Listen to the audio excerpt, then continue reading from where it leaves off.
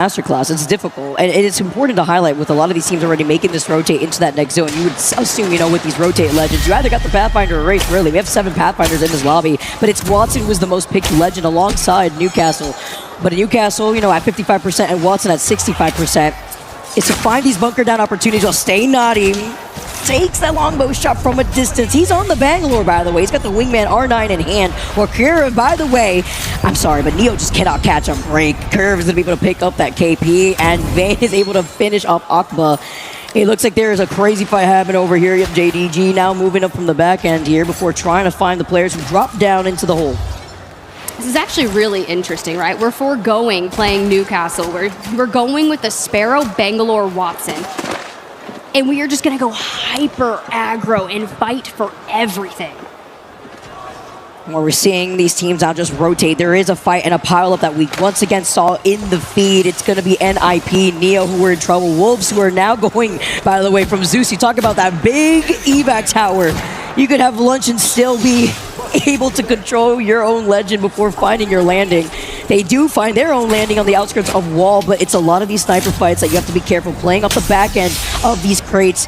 Pulling over to North Pad. This is going to be interesting, Tiff. Talk about a little bit of a mix-up here and trying to find your space with a lot of these teams that have the ability to coexist. Well, at least RRQ are holding this area. They have Newcastle, right? So should we pull out into the open water, what we saw with them a lot in groups is the Pathfinder plays. So you're going to have movement. You're going to be able to throw down an open so long as you don't get absolutely targeted by a Sheila, a team with like a Rampart, or just all of that. But you can lock it down. And they move into the far back and decide, let's stay here for now. And I think that's a brilliant spot for them.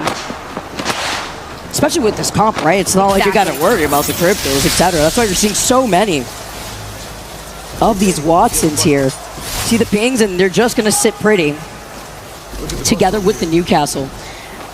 Some teams were getting torn apart. We saw it earlier with Neo. Hopefully they are able to bring their fuse back into fruition as we do have a quick pause here, but it's just highlighting the setting of the big pileup that we currently have on the very northern side of North Pad. We know that since Valk isn't here, that's why I love the path picks that are coming through. We have an enemy here. All right, we're back into it, everybody. Got to keep you on your toes when we take a look at the team over by Jurassic. It's Shopify, who got the survey beacon, and are now rotating with the zipline. And they've got the Rampart as right. Like, that is so exciting for them. And sure, they're outside the top 10, but it's not like they haven't been in this situation before. Group stages, they've had a lot of those tribulations that they've had to face in order to lock it in. And Phony, thankfully, able to step in last moment in lieu of Koifel, who we are just hoping is out there on the mend. Zap has had some crazy pop-up moments through our group stages. We just need to string a couple fights together, and next thing you know, one 20-plus point game, and it's completely changed for you. All right, just being able to slot in could always be difficult. By the way, NIP, they're on a tear, man. If it's not Neo on the other side of that longbow, it's Curve harassing Dinos. Chaos getting knocked from that, and they've been trying to share the other side of the leg of North Pad, while GK actually are starting to find this rotate, too, on the edge of zone. See how they're going to be able to fare against Dinos and the likes of everybody else in North Pad. As we get to see the side-by-side, though, Stay Naughty playing right below the rock while Shubi's just trying to hold on for dear life. Hopefully is able to pop a shield bat. Yes, as JDG now move up, and VP once again, NIP too, are still finding themselves in this fight over by North Pad. And the best part about being right here is you can kind of lay low. You see what Floating's doing. Sure, you portal, and you try to get away. Does Floating, does he go in there? Are we going to wait for them to come back? This is so menacing. And he's kind of hoping. He's like, all right, I'll go. I'll leave. I'll keep peeking. But JDG are your gatekeepers at the southeast side of that circle. Ty, on the other hand, that portal led them to Cascade Falls. We're not done yet, though, as we look towards VKG. They do, because they're going to be finding this fight versus PXX. Again, we talked about the Wraith. QQ literally survives, takes the portal back, is able to get the shield swap, looking right behind them. They're ready to cover this portal with the Watson fences. Try me, they said. With VKG now backing away, DCG right alongside them. It's a huge pileup. I mean, everybody in this lobby is finding themselves in this next zone, minus Gen G, TIE, and Zipline Mafia. JD Gaming are taking a roundabout position into rotating from the southeastern side of the choke because they want to get the survey beacon info. So they actually rotate on the outside of the zone. such as Aurora too, because they want to also get the ring console. So they're taking their time, trailing right behind VP. And the fight now over as Shopify Rebellion. We saw them take that zip line now and are trying to take this fight up on the high ground. You definitely want to fight for this ring console to get all the information you can, and luckily you put the amped covers out, blocked your line of sight, and let's see. The information that we gather sends us up to the north, kind of out towards the right of North Pad. We are going to be incredibly open for our end game. And just like that, with the information, they are dipping away from flat. These choke points that lead up to North Pad are really difficult to pull through, but also flat does need to get that information from the ring console as well. So Shopify leaving is great, but PXX have also rolled in. It's also great that they were able to get the info too, right? Like basically in the face after putting in pressure. PXX now hanging out to the back end of checkpoint while flat had showed their face, and Shopify lingering about while Gen G up on the high ground are trailing behind TIE. This is an isolated fight. I do know with JD Gaming getting that survey beacon after rotating outside of zone, they probably do see these two teams taking their time. So this could be an opportunity for JD Gaming to get the KP that they need. Remember how tight that bottom end between 6th and 7th was looking like in terms of overall points. So they could try to play this with Gen G also having the Evil Harvester. They back away from Ty and now are moving up to the north towards JD Gaming.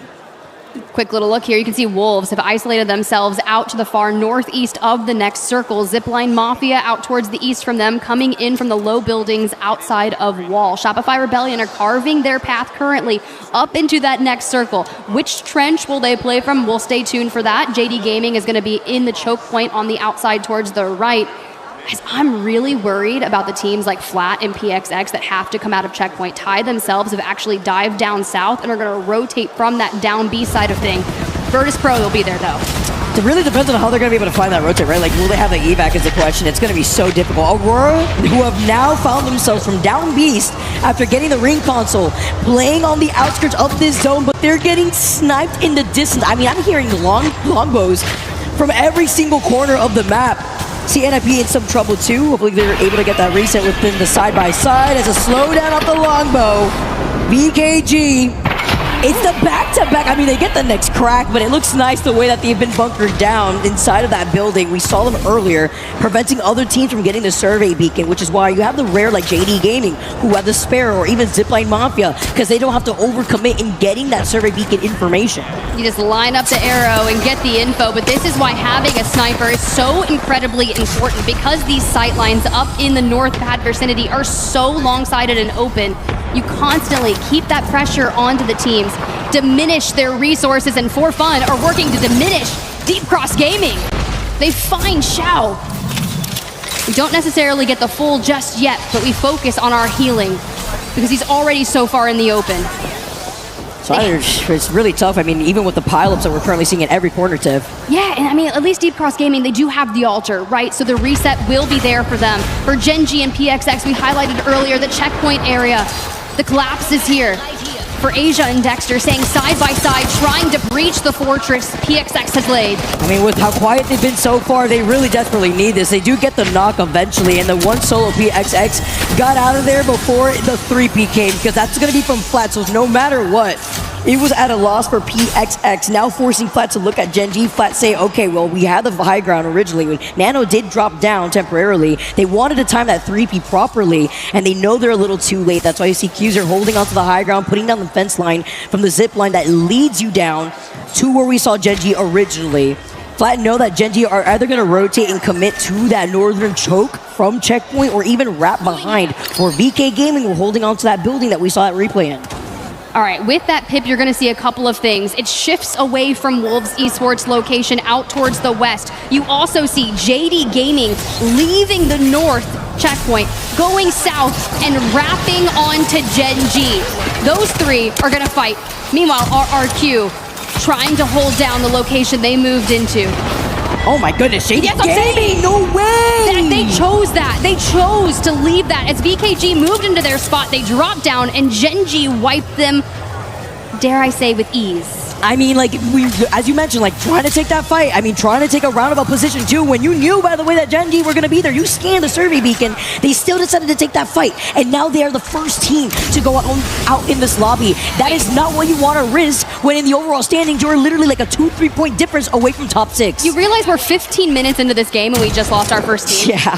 That's the pace we're looking at. Storm Point, the center of our 10-game series, has halted the fighting. And to the north, we continue. Checkpoint is going to be difficult, but Zipline Mafia holding these pineapple buildings. I was curious. They're outlining wolves out onto the rocks towards their right. And with Pathfinder, we can essentially kind of choose wherever we go. We do have our Sparrow Oaths available, and that can cause a lot of chaos. No way. Anyway, he gets away with the red. That's actually crazy. PXX, who were hiding as a solo, like back against the mountain. Don't see me, I'm the mountain goat. Actually ended up coming up with the Moby and getting the res attempt here as VK Gaming, though, inside their building now get contested with DCG on the outside. Kesa holding on to the high ground, looking right down below. Will they meet their fate alongside GCG while we get to see the fight? You talk about the zipline, as currently Zipline Mafia, after talking to their fans, have found themselves up on the high ground here. King of the Hill. We lose Deep Cross Gaming to VKG as they laid towards that fight. Kazakh takes a ton of damage, but Excuse gets caught out. Wolves are breaking them apart, hanging on the regen. They never knocked the Newcastle. Crazy Kong is going to immediately pull No Name up and say, get back in it. You've got the pylon to regen your shields. And Kazakh on his feet, back to the high ground. Hold on, let that RE5 work. But they're getting creeped by GK, who are also shooting at them from afar, hiding behind the amp barriers as Wolves have the number advantage, trying to zipline away. You see the portal play. Kazakh now, I guess, gets a little bit of breathing room here, looks to get the reset. Neither of these teams trying to overextend. Spaghetti all over the floor with how messy that looked, honestly. But it's a full 3-man versus a duo. It's a side-by-side, and fighting is happening everywhere, though, as VP down to a solo. And it's so crazy to see how within 18 squads are left. Oz's still alive, playing off the other side of the knockdown, though, looking to get this res. Can he bait out? Because there's still KNC right to their right. But a saving grace! That's a slam down from the Newcastle wall. It's a 4-team pile-up where we have the res from the other side. Cole, too, going crazy, finding 2 knocks onto Aurora. Jen gets to get the finishing blow onto VK Gaming. And just like that, Gen G stays healthy. Back to the Zipline Mafia. They get a reset. They get a full team of 3, but No Name keeps the pressure on as they try to track him down. Virtus Pro eliminated. The Sparrow. What? Trying to make a Hail Mary play. And Excuse has retreated to the top rock. For free? Oh my god. I mean, maybe not for free, actually. No, he's down. That was pretty expensive. I mean, they needed the Black Friday deal here because now Excuse gets taken down thanks to the Kraber. WGR Neo has a Kraber. Synap from E36 has a Kraber, and that is wreaking havoc in the north. But we're still alive. Kazakh is still here. He keeps doing it. He keeps doing it. I mean, you could just hurl these Kravers in their direction, and from afar, GK actually saved them. The best insurance Zipline Mafia could have found themselves in. Double zipline, though. Which one am I going to take? You got to figure it out. Because now it's only up to Kazakh again as the solo. We saw the res coming in. We saw the Kraber shot up in the feed. And we're seeing zip lines for days. The importance of him staying alive inside the top 6 is vital. Back to Gen G. PXX going for a Wraith play. And this is so insane. There's 5 teams just ahead of them. I mean, while Gen G are just healing up, there's a huge pile-up happening by E36 and IP. Kinotrope would love to see that fight going down there, over by that choke where the survey beacon is, as well as Flat trying to survive. E36 eventually get eliminated. Gen G now move up after healing up. Flat get eliminated. Gen G now holding on with their backs against the wall to survive. Close to the ring, 10 squads left. KNC still in this right alongside Gen G that we saw before, and IP2. We saw Curve lighting up the feed. This is another team who has also been able to reset. PXX eventually get eliminated, and all these teams are outside this next zone. Mine is RRQ, DINOS, TIE, going up into the zone pool. And the worst part about this is your first, second, and fifth place teams are out of the lobby. So all these teams getting points are vying to leapfrog over them. Kinotrope has a member down thanks to Kira Stinger Bolt. and we're healthy. Looking to the slide, but can we get the defenses? Do we even need to? Oh, that was so clean from NIP. The piercing spikes going hand in hand because they're one of the few teams rocking the Catalyst. Maybe honestly the only team with the Catalyst. This is why it worked so well. Seeing how NIP have been able to capitalize off of bunkering down with this cat composition. The Sparrow to add. You mentioned the Stinger Bolt as we saw the Nox singing. NIP playing off the cusp with 33 total points right now. That's so McLovin of Cole to lock in the Catalyst and do plays like that. Vayne now setting his sights straight onto Gen G, Knuckle Cluster and L-Star to hold them at bay, force them back. We don't want them to rotate through here because Ninjas in Pajamas will have a difficult rotate. RRQ, DINOS, and TIE are the three teams in the next circle holding the line, and you know what? Gen G's in the north. They're farming. They're farming. They do get knocked though. At least one on Taziki, but Dexter!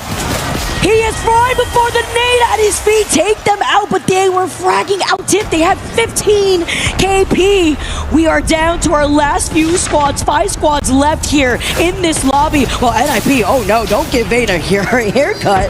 Hold on real quick. But they're forced to play against as long as the zone is closing in. They don't have time. In comes the mother load from DINOS, and Ninjas in Pajamas will fall. DINOS with the high ground. DINOS, who start in North Pad, took the ultimate height so early on. We're on purple. We have a pylon in the back pocket. And now we get to look down and see GK, TIE, RRQ. By GK have been sitting here for so long from the very beginning. And as you mentioned too, DINOS with their POI advantage. Down to our last 4 teams, TIE, DINOS up on the high ground, RRQ playing up the low ground on the outskirts of where GK is situated. Can I just say that DINOS have acquired 8 kills from their home POI? Usually if you're not leaving your POI, you lose the chance out on getting kills, but they've made so much of it.